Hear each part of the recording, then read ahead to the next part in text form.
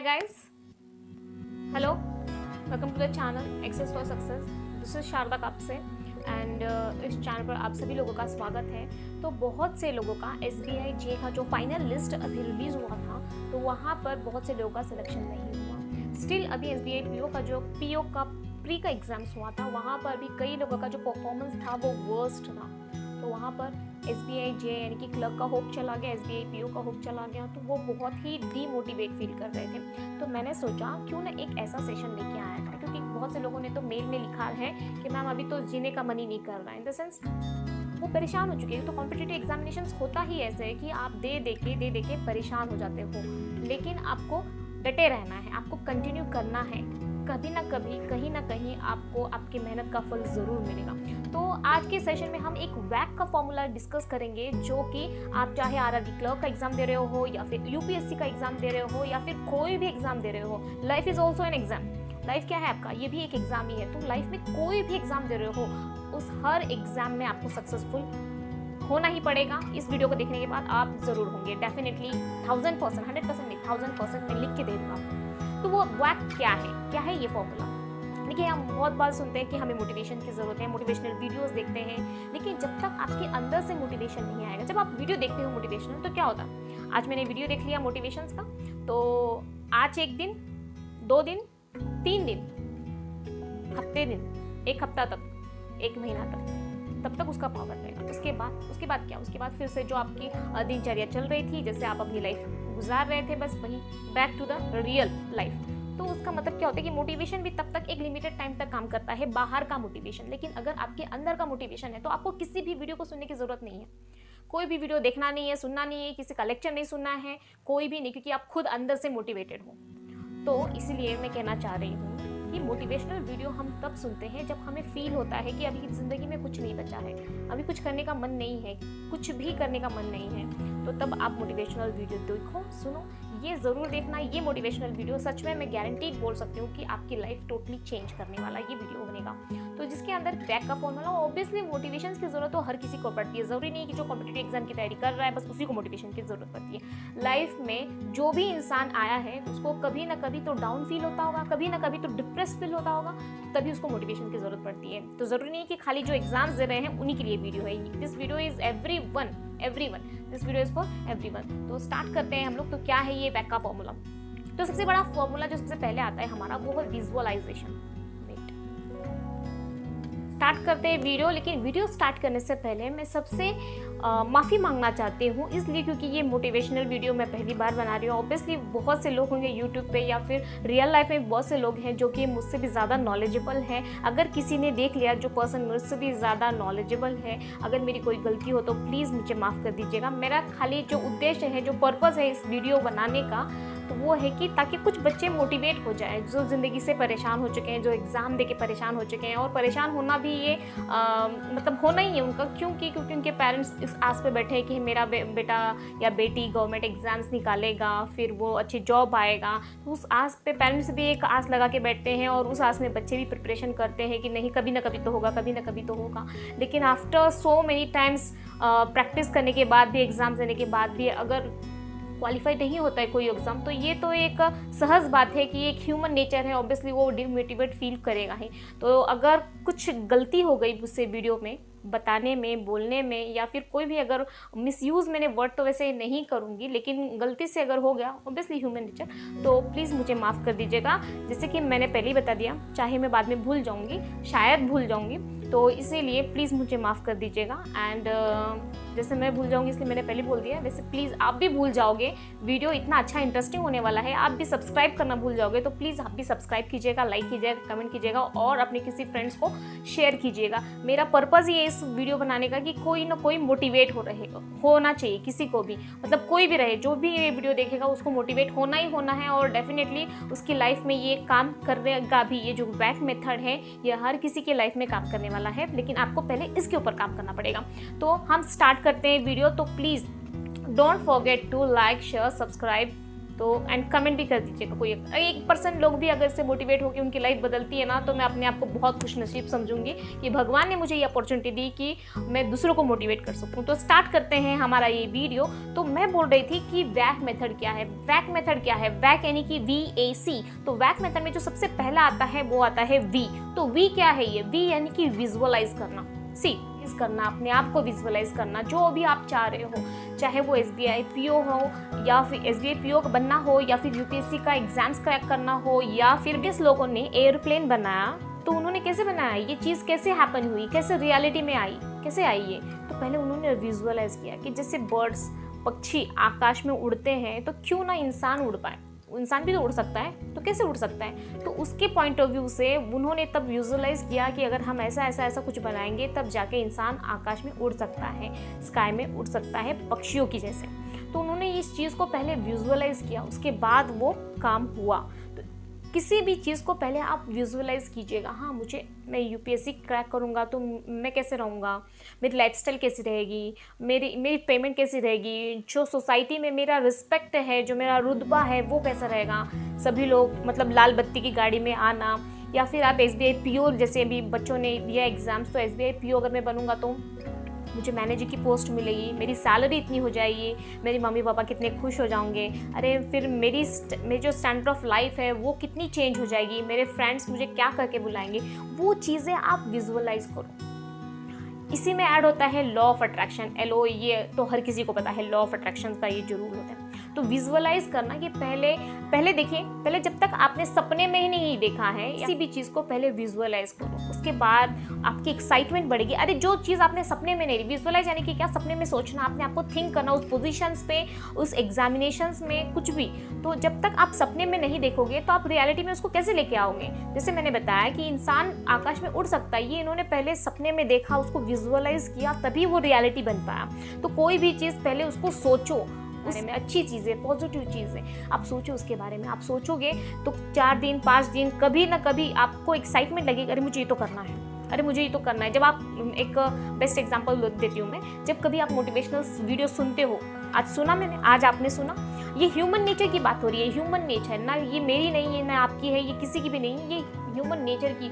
तो आज एक दिन मोटिवेशनल वीडियो आपने सुना तो आपका 1-2 दिन तो इतना एनर्जेटिक रहेगा, अरे मुझे ये करना है, मुझे वो करना है, सब कुछ करना है। उसके बाद जैसे जैसे दिन बढ़ते जाएंगे आपका जो मोटिवेशन है वो कम होते जाएगा। ये रियलिटी है, ये ह्यूमन नेचर है। ये आप विजुअलाइज करते रहोगे, आपको कुछ करने की जरूरत नहीं है, आपका जो ह्यूमन नेचर है, जो नेचर है वो आपको उस तरह खींचता लेके जाएगा। ठीक है, जब आप विजुअलाइज करते हो तो कुछ दिनों के बाद आप देखोगे कि आपकी इच्छा होगी, आपका मन करेगा कि अरे मैं भी एक बार करके देखूंगी, अरे मैं भी UPSC देखूंगा। उसके बाद फिर वो ऑटोमेटिकली रियलिटी में बन जाता है। जो नेक्स्ट हमारा पॉइंट है वो है हमारा एटीट्यूड।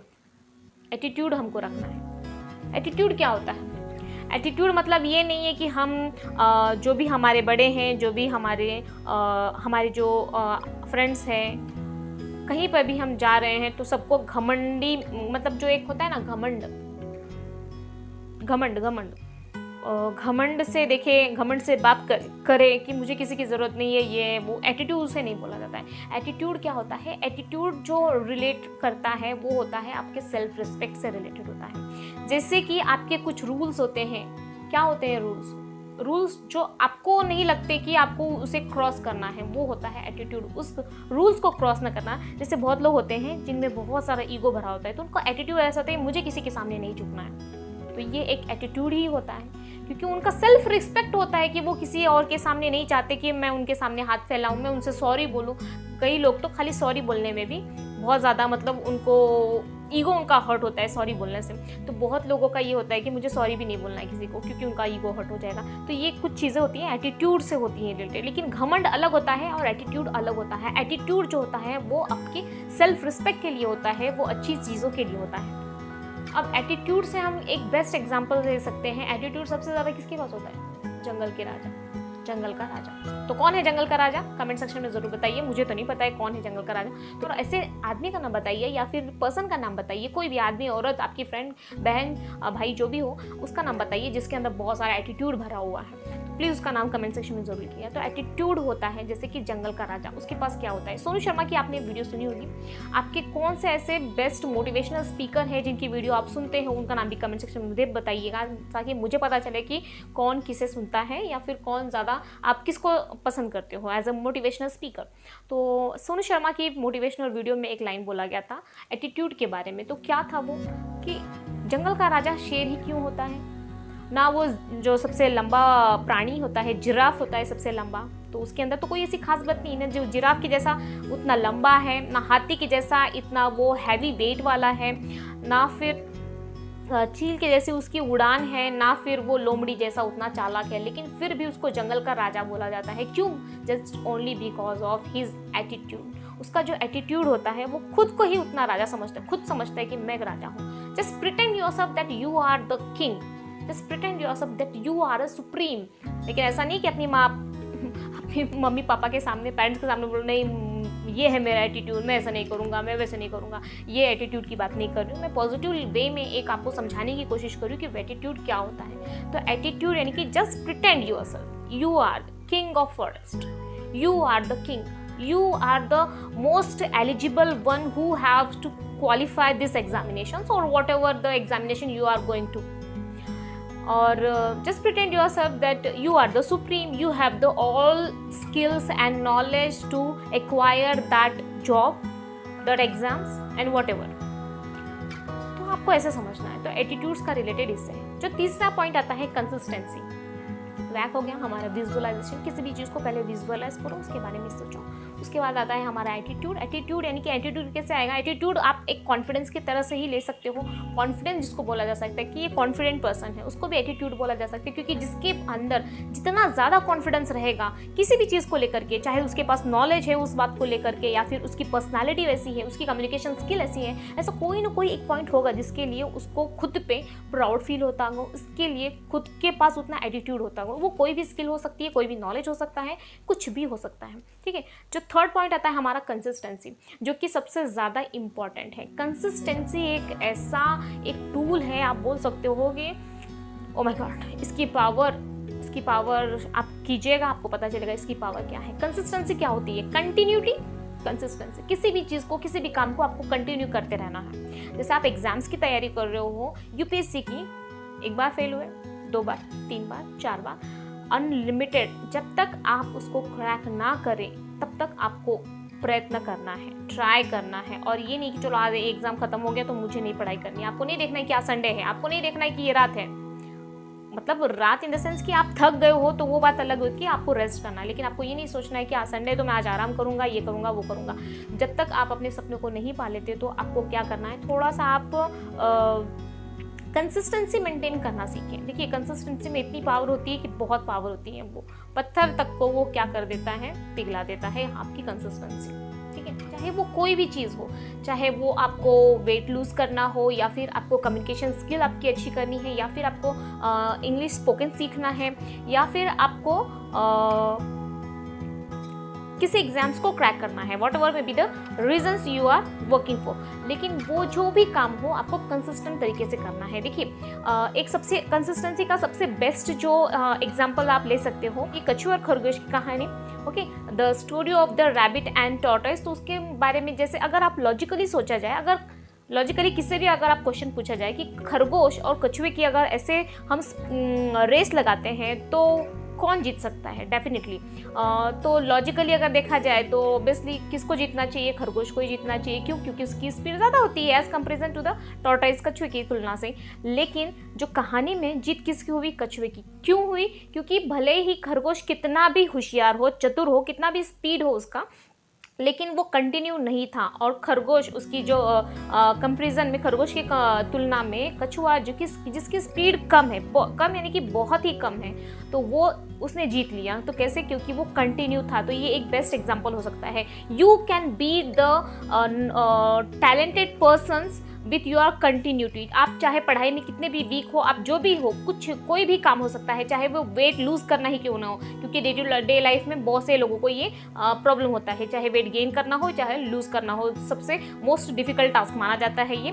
तो क्या होता है कि आप डेली डाइट फॉलो कीजिए, एक्सरसाइज कीजिए, with in a month you can see the results. आपको जो प्रॉपर डाइट होता है वो फॉलो करना है, एक्सरसाइज करना है, आपको रिजल्ट चाहिए वो आपको मिल जाएंगे। यानी कि कंटिन्यू करना है, ऐसा नहीं है जैसे भी आप मोटिवेशनल वीडियो देखोगे तो आज तो मुझे करना है, ऐसा नहीं होता है कि आप एक दिन में, आप भले 24 घंटे कंटिन्यू करो एक ही दिन में, लेकिन वो लूज नहीं होगा वो वेट, एक ही दिन में थोड़ी ना होने वाला है वो। लेकिन आप अगर डेली अगर आप 10 मिनट भी निकालते हो अपने लिए तो डेफिनेटली वो लूज होने वाला है। यानी कंटिन्यू बहुत ज़्यादा मैटर करती है। आप कंपटीशन की तैयारी कर रहे हो, आप खुद को कितना भी वीक समझो या फिर आप कितने भी वीक हो, लेकिन अगर आप कंटिन्यू रहोगे किसी भी टास्क को करने के लिए तो you can get your results. यानी कि आपको रिजल्ट्स मिल सकते हैं जो आप चाह सकते हो। लेकिन आप पढ़ने में कितने भी होशियार हो, कितने भी टैलेंटेड हो, कुछ भी हो, लेकिन अगर आप कंटिन्यू नहीं है तो अच्छे से अच्छे खिलाड़ी क्या हो जाते हैं, वो फेल हो जाते हैं। क्यों? क्योंकि वो कंटिन्यू नहीं थे अपनी पढ़ाई में या फिर आपके किसी भी काम के अंदर। तो कंटिन्यूटी का ये सबसे बड़ा फैक्टर है। आप खुद ही देख लीजिएगा, कोई भी रिजल्ट्स, कोई भी काम, अगर आप 15 दिन पढ़ाई नहीं करते हो, साल भर पढ़ाई नहीं करते हो, तो वही चीज़ें क्या होती है, आपको ब्लैंक हो जाती है, यानी कि आपको याद नहीं आता है क्योंकि आप कंटिन्यू नहीं थे इसीलिए। और ये सबसे बड़ा फैक्टर है। ये सुनने में बहुत ईजी है, कुछ नहीं करना है हमको, खाली कंटिन्यू करना, और यही सबसे बड़ा डिफिकल्ट टास्क हो जाता है कि कंटिन्यू कोई भी नहीं रह पाता है। अगर आपका इरादा पक्का है तो आप कर सकते हो। You can definitely do this, you have to do and you can do. तो यहाँ तक हमारा ये एक छोटा सा मैं वीडियो लेके आई थी आप सभी को मोटिवेट करने के लिए, just only to motivate everyone. हर किसी के लिए, खाली एग्जामिनेशन जो दे रहे हैं उन्हीं के लिए नहीं, ये सभी के लिए है। आप इस मेथड को एक बार ज़रूर यूज़ करके देखिएगा, डेफिनेटली आपको रिजल्ट ज़रूर दिखाई देंगे। तो अगर आपको 1% भी लगा कि ये मोटिवेटेड है, हाँ इससे कुछ तो होने वाला है, तो प्लीज़ इस शेयर कीजिएगा, चैनल को ज़रूर सब्सक्राइब कीजिएगा। ऐसे मोटिवेशनल वीडियो हम टाइम टू टाइम लेके आएंगे, क्योंकि हर किसी को मोटिवेशन की ज़रूरत है। और जैसे मैं वीडियो बनाती हूँ मुझे खुद से भी अंदर से फील होता है, मोटिवेटेड फील करने लगती हूँ मैं। तो प्लीज़ प्लीज़ प्लीज़ चैनल को सब्सक्राइब ज़रूर कीजिएगा and share with your family, friends and loved ones. So thanks for watching, take care.